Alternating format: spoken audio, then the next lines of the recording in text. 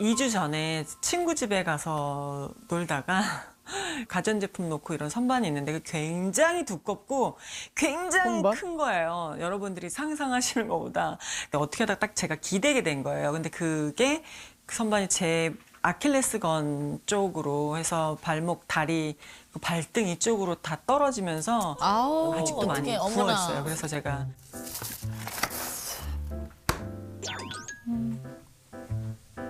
아이고.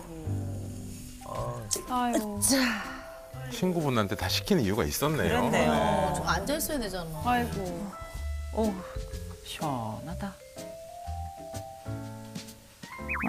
찜질을 좀 잘 해줬어야 되는데.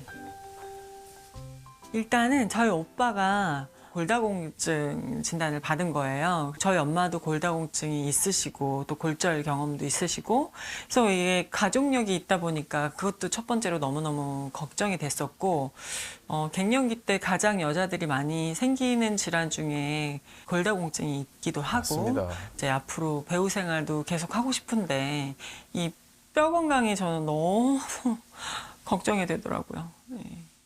엄마의 골다공증과 골절 경험이 되게 중요한 위험 인자예요. 네, 저 유전이거든요. 가족력이 있구나. 그래서 진짜 오랜만에 골밀도 검사를 받아보러 가셨는데 결과가 좀 잘 나오셨으면 좋겠어. 제발.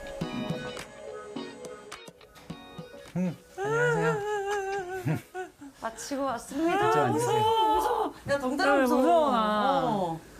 우선 골밀도 검사는 다 이제 체크를 해봤고요.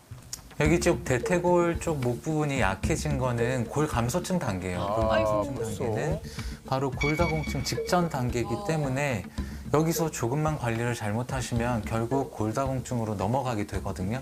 그래서 지금 당장 이걸 조절하지 않으시면 아주 위험할 수 있어요. 나중에 뼈가 이제 부러진다거나 뭐 회복하거나 이러는 것도 시간이 오래 걸릴 수 있기 때문에 지금부터 미리 관리를 꼭 하셔야 됩니다.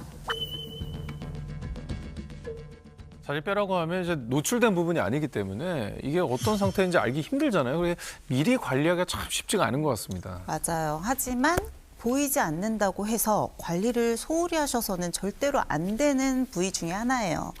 특히나 이 뼈 건강은 정말로 좀 젊었을 때, 내가 이미 튼튼할 때부터 잘 관리를 해야지 차후에 또 노후에 덜 고생하게 되거든요. 특히나 여성들이 뼈 건강을 더 신경 써야 되는 이유가 있는데요. 실제로 2019년도 기준으로 봤을 때 이 골다공증 환자의 94%가 여성이었다고 해요. 그러니까 남성 환자보다 16배 정도 더 많은 수치거든요. 그만큼 여성이 남성보다 골다공증에 취약하다고 볼 수가 있습니다. 그 이유는 바로 여성 호르몬 때문인 거죠. 네, 우리 뼈 같은 경우는요, 이제 그냥 단단하게 한 번 만들어진 채로 평생 사용하는 것이라고 착각을 하기가 쉽지만 실제로 이 내부에서는 오래된 뼈를 녹이는 파골세포 그리고 새로운 뼈를 만들어내는 조골세포가 파괴와 재생을 계속 반복하면서 균형을 잘 맞추고 있어요. 그래야 튼튼한 뼈를 유지해주죠. 이때 여성 호르몬은 뼈를 파괴하는 파골세포는 좀 눌러주고 조골세포의 활성도를 도와줍니다. 그러니까 상대적으로 여성들이 좀 튼튼한 골밀도를 가질 수 있게 도와주는 역할을 하죠. 문제는 여성들이 40대 후반, 이제 갱년기가 시작이 되면 이 에스트로겐이 확 줄어들잖아요. 그렇다 보니까 생성과 파괴의 균형 자체가 무너질 수밖에 없습니다. 그래서 갱년기 이후, 특히 완경을 한 다음에 급격하게 골밀도가 떨어지게 되는데요. 실제로 이 갱년기 이후에 골밀도의 감소되는 속도가 이전보다 거의 10배 가까이 빨라진다라고 해요. 그래서 60세 이후에는 전체 골밀도 중에 골밀도의 한 30% 정도가 소실이 된다는 연구 결과도 있는 만큼 주의가 필요하겠죠. 네. 갱년기는 뭐 그 자체로도 힘들어하시는 분들이 참 많은데 여기에 뼈 건강까지 점차 나빠진다고 하니까 여성들에게는 참 가혹하다는 생각이 들어요. 네, 그렇습니다. 골밀도 떨어지는 게 왜 중요하냐면 이건 이제 척추하고 그다음에 고관절 쪽까지 골절을 이어질 수 있습니다. 특히 척추 골절은 전 세계적으로 한 22초마다 한 명꼴로 발생한다고 추산될 만큼 가장 일반적인 골다공증성 골절입니다. 근데 이 척추 골절이 아주 심하지 않은 경우에는 엑스레이 검사에서는 잘 나타나지가 않아요. 네. 또 통증도 조금 아프다가 또 괜찮아지는 것 같아서 환자의 한 70% 정도가 방치를 하게 합니다.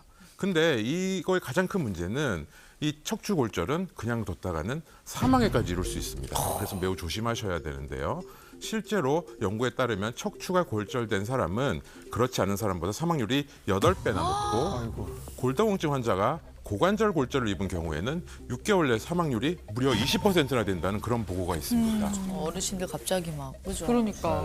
게다가 이 골밀도가 떨어진 상태에서 골다공증성 골절을 입게 되면 일반적으로 우리가 그냥 이렇게 엿가락 딱 부러지듯이 깔끔하게 부러지지 않습니다. 뼈가 톡 부러지는 게 아니라 주변이 다 산산조각이 나요. 이렇게 외한 과자 부스러지는 거랑 비슷하다고 생각을 하시면 돼요. 그러면 관절 안에 이렇게 부스러진 뼈 조각들이 돌아다니겠죠. 신경을 찌르면 마비나 쇼크 같은 게 올 수도 있고요. 주변에 혈관을 건드린다거나 아니면 그 안에서도 주변 조직들을 건드리면서 염증 같은 것들을 일으키면서 2차적인 다른 문제까지도 유발을 할 수가 있어요. 아니 유독 올 겨울에 그렇게 정형외과 갔더니 어르신들이 맞아요. 진짜 많이 계시더라고요. 저희 어머니들 말에는. 다치셔가지고 넘어지신다고 아이고. 하는데 낙상들 많이 입으시잖아요. 내일 같으니까 나 너무 겁나 맞아요, 진짜. 맞아요. 그런데 이제 골밀도는 뼈 건강에만 국한되는 게 아니고 이 골밀도가 떨어지는 경우에는 다양한 다른 합병증도 같이 유발될 수 있다는 점이 문제입니다. 자, 골밀도 점수가 1점이 감소하면 관상동맥 질환, 심장 혈관의 질환은 발생 위험이 한 44%, 그다음에 뇌졸중이죠. 이건 28% 증가하고 심장 질환으로 인한 사망 위험 역시 22%가 증가한다고 알려져 있습니다.